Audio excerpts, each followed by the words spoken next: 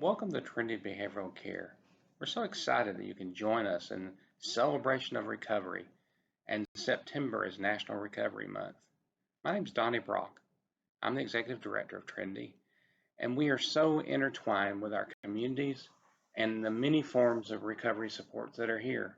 Usually when people think of recovery from addiction, they think first thing that comes to mind might be traditional treatment centers, or perhaps 12-step meetings like Alcoholics or Narcotics Anonymous, or their church or their religious institution, who now even have programs like Celebrate Recovery, which are actually a mixture of 12-step recovery and their faith.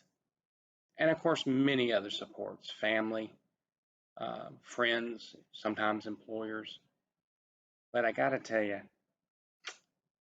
when I think of Recovery Month, I immediately go back to that day, Sunday afternoon in September of all months of 1986, when I kind of ran out of options and decided it was time. I didn't know what recovery was. I had made a couple of friends that were in recovery. They seemed kind of happy. They certainly weren't having the problems I was having. So I picked up the phone and I called the local treatment center and I walked in for an outpatient appointment, and they were comforting. They seemed to be okay. They gave us a hug back then. Things were happy. But I got to tell you, inside, felt like a loser. My dreams have been shattered. What I thought my life would be like as a 27-year-old man didn't resemble what it was anymore. I was pretty depressed. Didn't have a name for it, but looking back, I was pretty depressed. But